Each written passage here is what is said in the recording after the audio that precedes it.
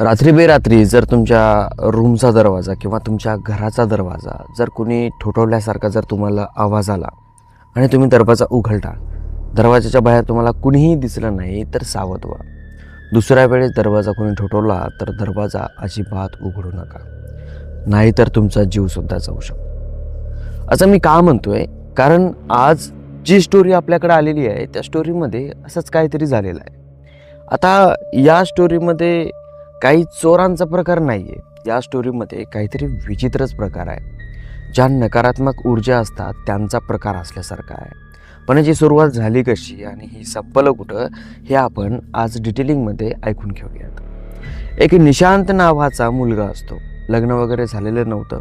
तो एका कंपनीमध्ये जॉब करत असतो. पेमेंट, सॅलरी वगैरे सगळं काही व्यवस्थित होतं. घरचं वातावरणही व्यवस्थित होतं. सगळं म्हणजे त्याच्या आयुष्यामध्ये सगळ्या गोष्टी व्यवस्थित होत्या. आता ते नसतं का की कोणाचं जर आयुष्य एकसारखं जर चालत असलं, एक म्हणजे काही प्रॉब्लेम नसताना जर चालत असेल तर त्याच्या आयुष्यामध्ये काही अशी प्रॉब्लेम येते जी की त्यानं विचारही केली नसेल. एखाद्या माणसाची फॅमिली चांगली असेल, पैशाचं बॅकग्राऊंड चांगलं असेल किंवा सगळ्या गोष्टी चांगल्या असतील ना, त्याच्या लाईफमध्ये तिसरीच कुठली तरी प्रॉब्लेम येते आणि आयुष्याचा गोंधळ वाजतो. आता तुम्हाला माहीत आहे की बाबा कुठलाही माणूस असू द्या, कसाही माणूस असू द्या, त्याच्या डोक्याला काही ना काहीतरी हेडॅक असतो म्हणजे असतो. तर निशांतची लाईफ आत्तापर्यंत खूप सुरळीत चालत होती. त्याचे आईवडील चांगले होते. तो ज्या मुलीवर प्रेम करायचा ती मुलगीही चांगली होती. त्याचं पूर्ण शरीरही चांगलं होतं. कुठला आजार नव्हता, कुठलं टेन्शन नव्हतं, ना पैशाची कमी नव्हती. तो एकदम आपली लाईफ हॅपीली जगायचा. आता त्याची कंपनीमध्ये जे जॉब होता ना, तो त्याचा सर्वे करण्याचा जॉब होता.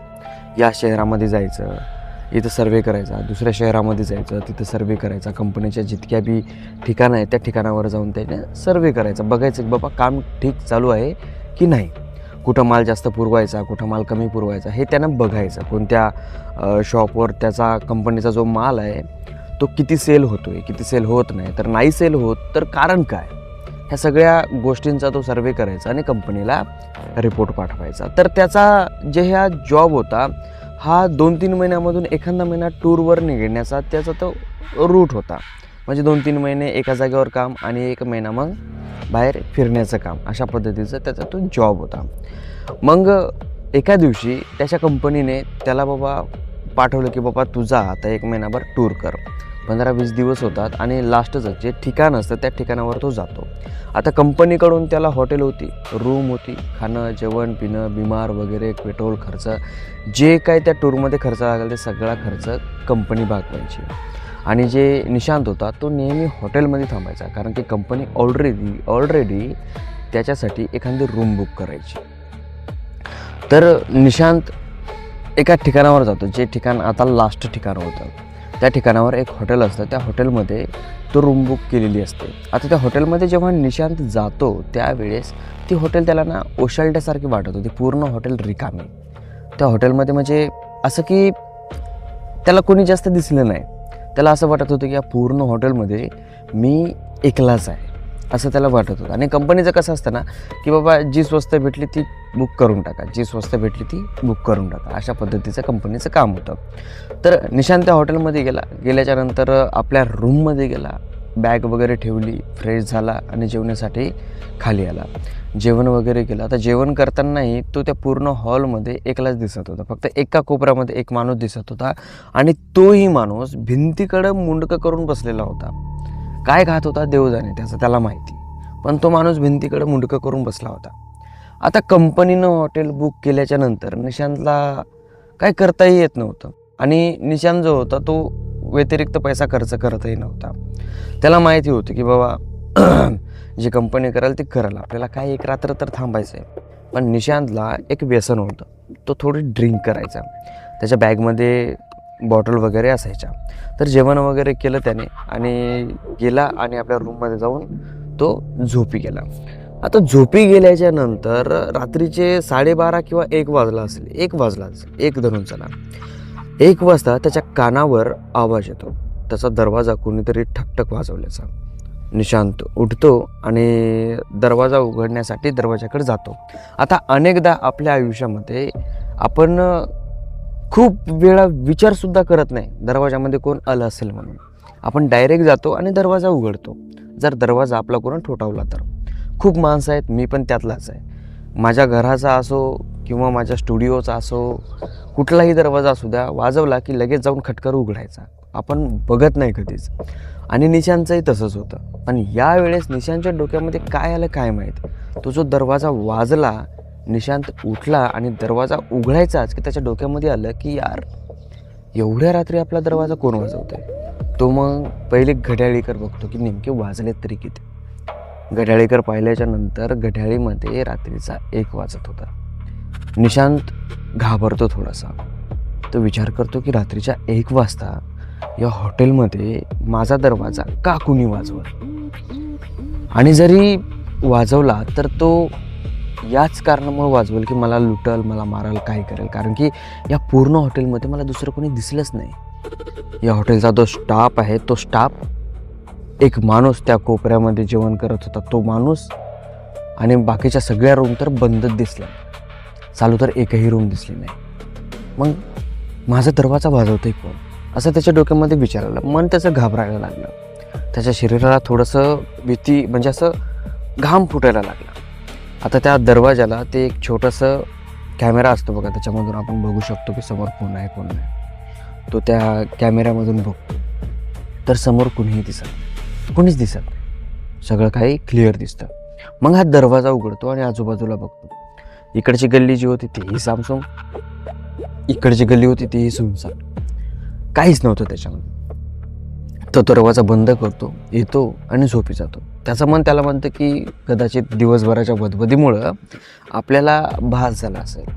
मग तो झोपी जातो. झोपी गेल्याच्या नंतर 10 ते 15 मिनटं होतात आणि 15 मिनिटाच्या नंतर परत एकदा त्याचा दरवाजा वाजतो. आता मात्र खूप जोरात वाजतो. पहिले तरी हळून वाजला होता, आता धडधड धडधड धडधड धडधड असा वाजतो. आणि तो झोपेतून गडबडीने उठतो आणि उठल्याच्या नंतर दरवाजाकडे बघतो तरीसुद्धा त्याचा दरवाजा वाजतच असतो. आत्ता मात्र निशांत फार घाबरला. त्याला वाटलं की यार, मी तर आता जागी आहे, इतका दरवाजा का वाजवतोय. आता अर्धा घंटा झालेला असतो, 1:30 वाजलेला असतो. निशांत बेडवर बसल्या जागीच म्हणतो, कोण आहे, कोण दरवाजा वाजवतंय. दरवाजा वाजवणं बंद होतो. निशांत हळूवार बेडच्या खाली उतरतो आणि दरवाजापाशी जातो आणि त्या कॅमेऱ्यामधून बघतो. जसा निशांत कॅमेऱ्यामधून बघतो तसं त्या कॅमेऱ्यामध्ये त्याला कुणीतरी दिसतं जे की समोरच्या भिंतीला बघतंय. असं भिंतीमध्ये निशांत आरबळतो, थोडासा पाठीमागं येतो, म्हणतो यार हा कोण आहे.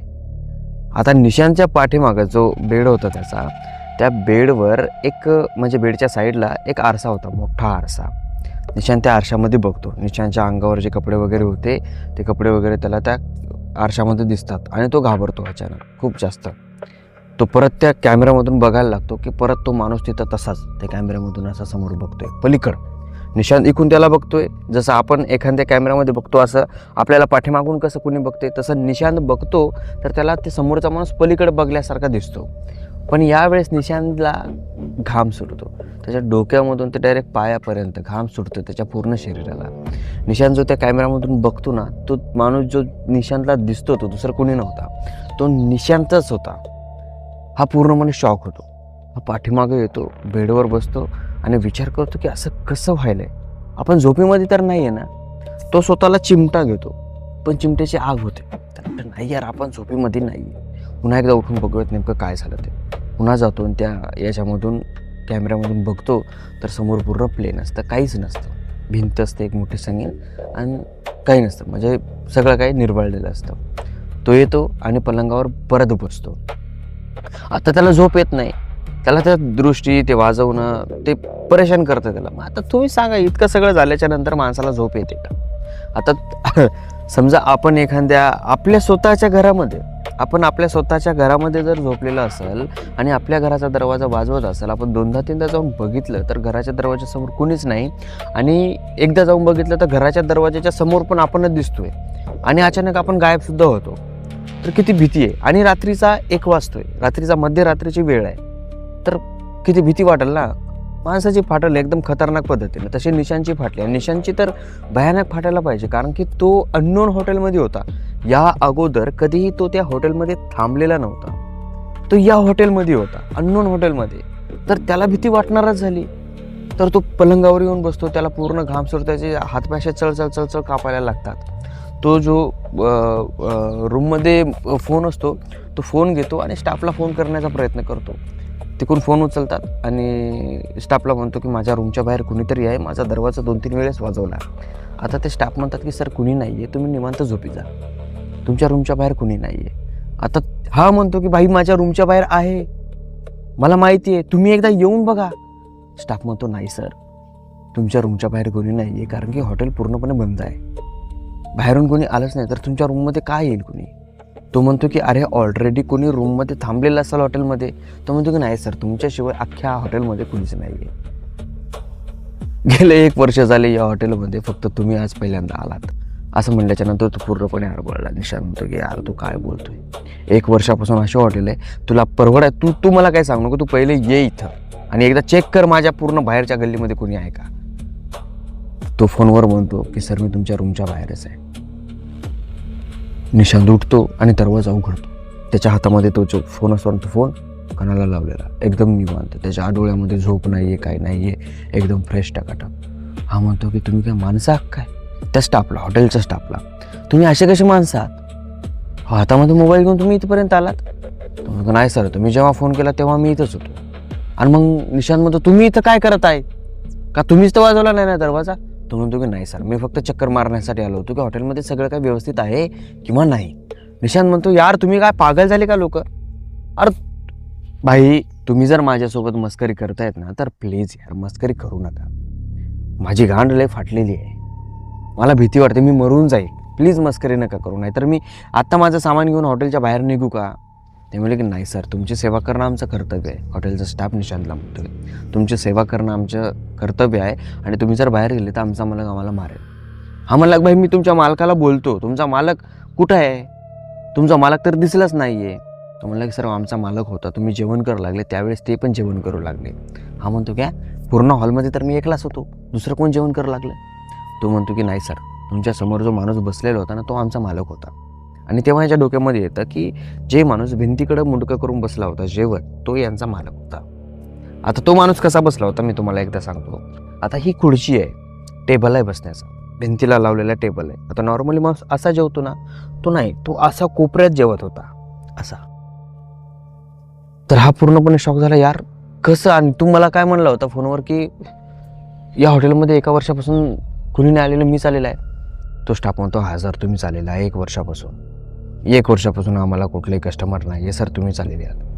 हा पूर्णपणे आरबळतो आणि त्याच्या पुढे हात जोडतो, भाऊ मी तेव्हा पाया पडतो, तू जा, मला झोपू दे, फक्त लक्ष ठेव माझा दरवाजा कोणीतरी वाजवतो, प्लीज एवढा त्रास नको होतो, माझी लय गाण फाटते. तो मला म्हणतो की ठीक आहे सर.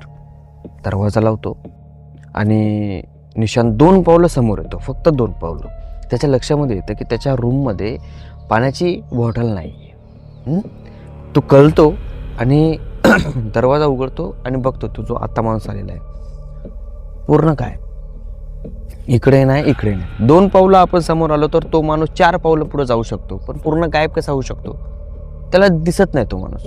तो परत फोनपाशी जातो, फोन लावतो आणि म्हणतो की सर तुम्ही आत्ताच माझ्या दरवाजाच्या समोर होते, तुम्ही आत्ताच निघून गेले.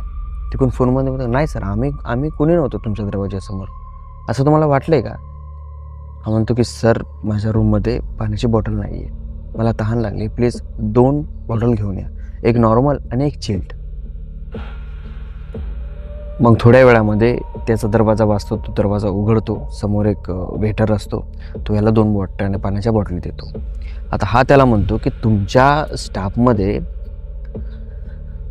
थोडा उंच गोरेला वेटर आहे का. हे म्हणते की नाही सर, आमच्या पूर्ण हॉटेलमध्ये तसा वेटर कुठलाही नाही, सगळे मीडियम वेटर आहेत आणि बस नॉर्मली गोरे आहेत, जास्त गोरे नाही आहेत. हा म्हणतो की नाही 7 फुटाच्या वर, म्हणजे 7 फूट जरी धरलं तरी चालतं, 7 फूट उंच आणि गोरा पान वेटर, त्याचे डोळे जरासे गारशे. आता याच्या समोर जो सुरुवातीला माणूस आला होता ना तो या पद्धतीचा होता. तर तो त्याचं वर्णन त्याला विचारतो. तो म्हणजे की नाही सर, असा कुठलाही वेटर नाही आमच्याजवळ, आणि हे घ्या सर पाणी तुमचं. आणि मग निशांत त्याला परत एकदा विचारतो की मी या अगोदर तुम्हाला फोन केला होता तुम्ही उचलला होता का? तो म्हणलं की नाही सर, तुमचा फोन आत्ताच आलेला, या अगोदर कधी फोन आला नाही. आता परत निशांतची फाटते. भाई हे चाललंय काय या हॉटेलमध्ये? एकदा म्हणजे काय होतंय काय काय कळत नाही. मग तो दरवाजा बंद करतो, त्या 2 बॉटली घेतो, ठेवतो, दरवाजा पटकन उघडतो आणि बघतो तो वेटर वापस चाललेला दिसतो त्याला. आता थोडं निशांतला चांगलं वाटतं आणि तो वेटर याला म्हणतो की सर, रात्रीचे 1:45 वाजले, तुम्ही बॉटल घेऊन बोलवायले. काय सर, इतकं परेशान नका करू सर. तो वेटर याला म्हणतो की भाई जा, सॉरी, आय एम सॉरी. ह्याला झोप येत नाही, हा पूर्णपणे कन्फ्यूज. खुर्चीवर बसतो, विचार करतो, मग आपल्या बॅगमधून दारूची बॉटल काढतो आणि एका ग्लासमध्ये ओततो आणि दारू पीत बसतो. कमीत कमी तो अर्धा घंटा दारू पीत बसतो. 2:30 वाजतात. 2:30 वाजेपर्यंत त्याला कुठं काहीही झालं नाही. तो आपल्या बेडवर जातो आणि झोपी जातो. बाबा चला ठीक आहे, जे होईल ते होईल. त्यानं मस्त दारूचा एक म्हणजे 1.5 क्वार्टर पिल्यासारखे पिले. त्याने विचार केला की भाई इतकी क्वार्टर पिऊन झोपी जाऊ, जे होईल ते होईल. त्याला दारू चढल्याच्या नंतर त्याला कळालं की आता आपण झोपल्याच्या नंतर आपल्याला झोप मात्र निवांत येणार आहे आणि निशांत आरामशीर झोपी जातो. आता झोपी गेल्याच्या नंतर वर पंखा चालू असतो, AC चालू असते, अंगावर पांघरून घेतलेलं असतं, दारूची बॉटल त्याच्या डोक्यापाशी ठेवलेली असते, ग्लास ठेवलेला असतो आणि आता दारूच्या त्या बॉटलीमध्ये अर्धी बॉटल त्याच्यामध्ये असते, कारण की त्यानं 1.5 क्वार्टर पिलेली असते. त्याच्यापाशी 2 क्वार्टर होत्या, 1 आणि अर्धी, आणि त्याच्यातली अर्धी उरलेली बॉटल होती त्याच्यामध्ये, आणि ते बॉटल होती ही याला माहिती होतं. त्यानं ठेवली आणि हा झोपी गेला. काय झालं काय माहीत, 15 मिनिटाच्या नंतरच याला जाग आली आणि याचं लक्ष ते दारूच्या बॉटलीकडे गेलं. आता दारूच्या बॉटलीकडे जसं याचं लक्ष गेलं, ती दारूची बॉटल ना पूर्ण रिकामी झालेली होती. हा पूर्णपणे हरबळला उठला, म्हणला आईच्या गावात मी तरी अर्धी ठेवली होती, ही पूर्ण रिकामी झाली तरी कशी?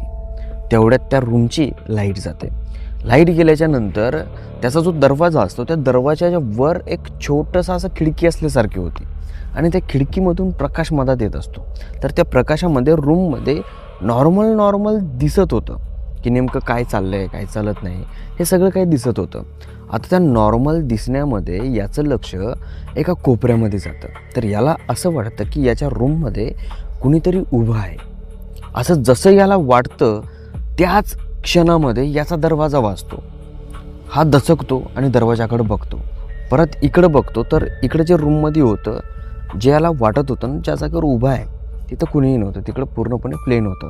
आता याला खात्री पटली की 100% तिथं कुणीतरी उभं आहे, कारण की मला आत्ताच वाटलं तिथं आहे म्हणून, आणि मी जसं इकडं वळलो तसं तिथलं जे माणूस आहे ते गायब झालं.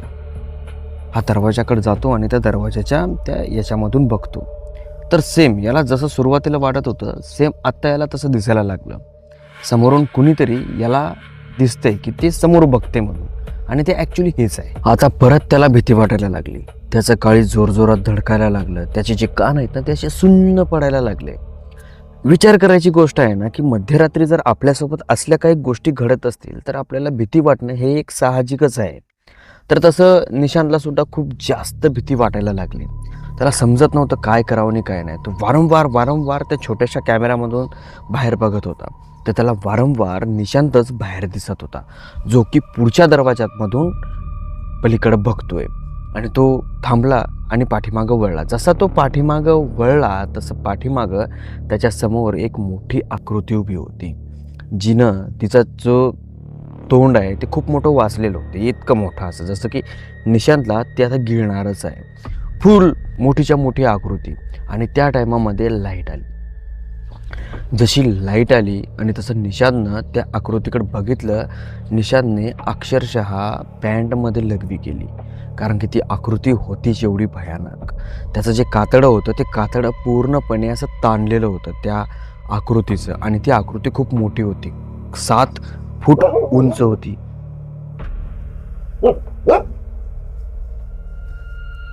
7 फूट उंच आकृती होती ती, 7 फूट उंच. आणि ती आकृती एवढं मोठं तोंड वाचलेलं होतं तिनं, जसं की ती आता निशांतला खाणारच आहे. तिच्या बोटाचे जे नखं होते ते फार मोठमोठाले होते. असं वाटत होतं की पूर्ण हाडकंच आहेत, फक्त त्याच्यावर अशी गुंडाळलेलं कातड्याची पट्टी आहे. अशा पद्धतीची ती आकृती होती आणि पूर्णपणे विचित्र अशी उभी राहिलेली होती, वाकडी मोकळी अशी विचित्र. एकदम दुर्गंध येत होता आणि अचानक त्या आकृतीनं निशांतवर हमला केला. म्हणजे जे तोंड होतं ते तोंड असं निशांतच्या असं मांडीवर घातलं आणि जसं घातलं तसं निशांतच्या डोळ्यासमोर पूर्ण अंधार झाला. निशांत डोळे उघडतो तर परत रूममधली लाईट गेलेली असते आणि सगळीकडे अंधारच असतो. त्याला काही दिसत नाही. तो दरवाजा उघडतो. जसा दरवाजा उघडला तसा दरवाजामधला जो काही प्रकाश आहे तो रूममध्ये यायला लागला आणि रूममध्ये थोडंफार दिसायला लागलं. निशांत जातो, आपली बॅग घेतो आणि लडखडत आपली पॅन्ट वगैरे जे काय आहे अंगामध्ये तो घालतो. त्या रूमच्या बाहेर येतो आणि वरून खाली येतो हॉलमध्ये, जिथं हॉटेलचा स्टाफ असतो त्या जागेवर येतो. पूर्ण हॉटेलचा स्टाफ तिथं बसलेलाच असतो आणि तो निशांतकडे बघतो. रात्रीचे 2 वाजलेले असतात. लक्ष राहतं. 2 वाजता पूर्ण स्टाफ जागी असतो. निशांत खाली येतो. हातामध्ये बॅग असते. पूर्ण घामानं अंगोल चिंब झालेलं असतं. त्याची पॅन्ट भिजलेली असते. त्याचं पूर्ण हालत बिघडलेली असते. त्याच्याकडे बघितलं तर असं वाटतं की याला 10-15 जणांनी आता मारलं आहे, फक्त कुठं रक्त नाही आलं याचं बाहेर. अशा पद्धतीचा निशांत दिसत होता. तो खाली येतो आपली बॅग घेऊन आणि जे काउंटरवर उभा असतो त्याला म्हणतो की मला जायचं आहे, मला नाही थांबायचं इथं. तो काउंटरवाला म्हणतो की सर काय झालं, तुम्हाला तुमची तब्येत बरोबर नाही आहे का, मी डॉक्टरांना बोलवू का, असा निशांत म्हणतो. म्हणजे सॉरी, तो स्टाफ म्हणतो. निशांत म्हणतो की नाही नाही, माझी तब्येत बरोबर आहे, मला इथून फक्त जायचं आहे, मला चेकआउट करायचं आहे, मला चेकआउट करू द्या. मग ते चेकआउटचं त्याला ते देतं आणि निशांत तिथून निघतो. जसं आता निशांत निघतो, ज्या जागेवर जेवला होता ना तिथूनच रस्ता होता बाहेर निघण्याचा. निशांत त्या जागेवरून निघत होता तेवढ्या त्याचं लक्ष त्या टेबलावर जातं आणि त्या टेबलावर एक माणूस बसलेला असतो. जसा माणूस निशांत जेवत होता त्यावेळेस बसलेला होता, सेम त्याच प्रकारे तो माणूस बसलेला असतो. आणि निशांत वळून त्या काउंटर जवळच्या स्टाफकडे बघतो तर ते सगळेजण बघून निशांतकडे स्माईल करतात. निशांत हळूवार समोर जातो आणि त्या माणसाकडे वळून बघतो की तो माणूस नेमका काय खातोय. तर त्याच्यासमोर एक मोठं संगीन ताट होतं आणि त्या ताटामध्ये एक पाय होता जो की माणसाचा होता. आणि तो पाय ते माणूस खात होतं आणि जे ते खात होतं ना सेम ते त्या पद्धतीचं दिसत होतं ज्या पद्धतीचा माणूस निशांतच्या रूममध्ये होता.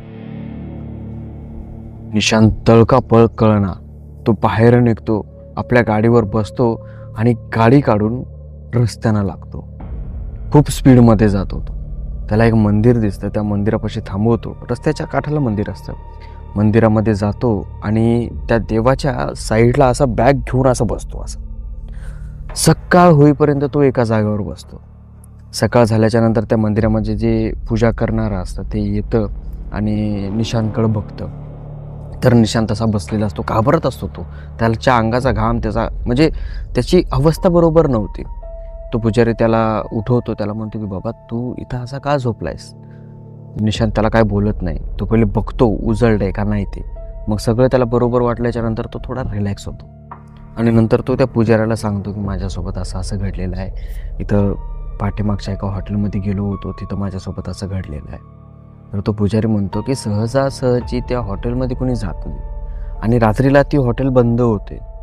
संध्याकाळी 10 वाजेपर्यंत हॉटेल चालू असते. सकाळी 10 वाजता सुरू होते तर संध्याकाळी 10 वाजेपर्यंत.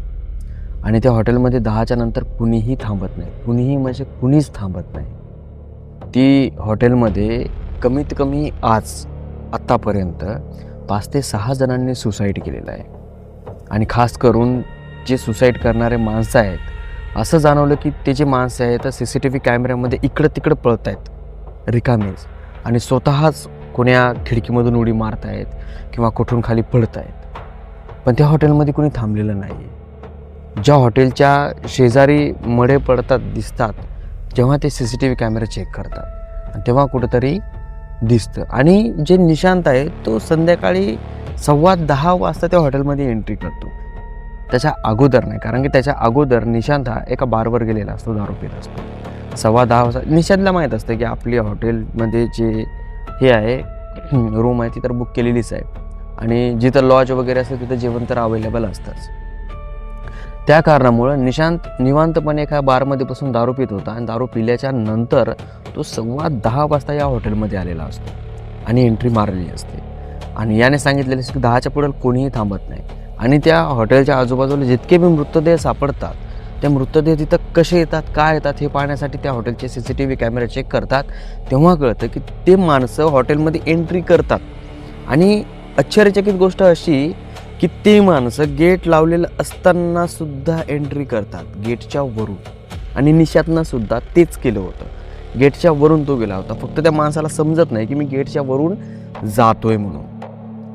आणि त्या CCTV कॅमेऱ्यामध्ये जितके पण माणसं मेलेले आहेत ना, ते सगळे त्या पूर्ण हॉटेलने एकलेच पळालेले दिसतात. त्या CCTV कॅमेऱ्यामध्ये दुसरं काहीही रेकॉर्ड होत नाही, फक्त या माणसाची हालचालच रेकॉर्ड होते. तर सुशांतला कळत नव्हतं की हे असं कसं काय होऊ शकतं. तर तो माणूस म्हणतो की ते जे हॉटेल आहे ते हॉटेल स्मशानभूमीच्या वर बांधलेलं आहे. त्या हॉटेलच्या मालकाला इथं कुठेही जागा भेटत नव्हती, भेटली होती ती स्मशानभूमीची. आणि ती स्मशानभूमीची जी जागा होती ती एका माणसाची खाजगी जागा होती. या अगोदर तिथं माणसं जाळायचे, पुरायचे, पण जेव्हा त्या माणसाला समजलं की ही जमीन त्याची आहे, त्याच्यानंतर ती स्मशानभूमी बंद करण्यात आली. मग मधात कित्येक वर्ष ती स्मशानभूमी बंदच होती. पण ती स्मशानभूमी असल्यामुळं ती जागा कुणीही विकत घेत नव्हतं. मग एक कुठून तरी माणूस आला, त्यानं ती जागा विकत घेतली आणि तिथं हॉटेल बांधली. पण तिथं हॉटेल बांधल्याच्या नंतर तब्बल 15 दिवसालाच त्याच माणसाने त्याच हॉटेलमध्ये फाशी घेतली आणि त्याने त्याचं जीवन संपवलं. आता त्याचा मुलगा जो आहे तो ती हॉटेल सांभाळतो, पण तो इथं राहत नाही. आणि 10च्या समोर इथं कोणी कामही करत नाही. सकाळी 10 वाजता ते संध्याकाळी 10 वाजेपर्यंत. आणि ही हॉटेल जी आहे ही फक्त आहे म्हणून आहे, जास्त काय चलत नाही. आणि 10च्या नंतर इथं काय होतं काय नाही हे कुणालाच अजून पण माहिती नाही आहे. पण निशांत त्या पुजाऱ्याला सांगतो की माझ्यासोबत असं असं झालेलं आहे, हे झालेलं आहे आणि 4-5 लोक होते, असे होते, ते माणूस होता, मी कसा बसा वाचलो. पुजारी म्हणले बाबा देवाची कृपा तुझ्यावर, तू वाचलास. त्याच्यानंतर निशांत घरी जातो. घरी गेल्या आता कंपनीचं काय आहे, हॉटेल दिसली, बुक केलं, संपला विषय. स्वस्तामध्ये आता एक ठिकाण असतं, एका ठिकाणावर जिथं स्वस्तामध्ये हॉटेल असेल ते बुक करतात कंपनीवाले. ते काय जास्त इन्क्वायरी करत नाही, त्यांना थांबायचं नसतं. त्या कारणामुळं कंपनीनं सुद्धा ही हॉटेल बुक केली होती. तर निशांत आपल्या घरी जातो, घरच्यांना सांगतो आपल्यासोबत काय झालं काय नाही ते. घरचे म्हणतात की बाबा थोडं सांभाळून, सावकाश, पहिले बघत जा, आणि जर तुला काय गडबड वाटली तर पहिले ती हॉटेल सोडून देत जा आणि दुसरं कुठंतरी जाऊन थांबत जा. असं नको थांबत जाऊ, पैशाचा विचार करू नको, पैशाची काय कमी आहे आपल्याला. तर निशांत तिथं घरी गेल्याच्या नंतर तब्बल 15 ते महिनाभर त्याची तब्येत बरोबर नव्हती. त्याच्या डोक्यामध्ये ते पूर्ण दृश्य फिरत होते. आणि तो ज्याला कोणाला सांगत होता, काहींना विश्वास पटत होता तर काहींना विश्वास पटत नव्हता. पण जे निशांतसोबत झालं होतं फार भयानक झालं होतं. तर ही जे पूर्ण घटना आहे, ही घटना जळगाव या एरियामध्ये घडलेली आहे. जळगावच्या जवळ एक आउटसाईडला एक लॉज असल्यासारखी होती. म्हणजे आउटसाईडनं नाही म्हणता येणार, थोडंसं भिडूनच असल्यासारखी होती. तर तिथे ही घटना घडलेली. आणि असं तर मला वाटत नाही की ही पूर्ण घटना सत्य असेल. मला थोडं असं डाऊट येतो की हां, थोडीफार बनावटीसुद्धा असू शकते. पण माझं काय म्हणणं असतं, सत्य असो किंवा बनावटी असो, आपण फक्त मनोरंजन म्हणून ऐकायचं.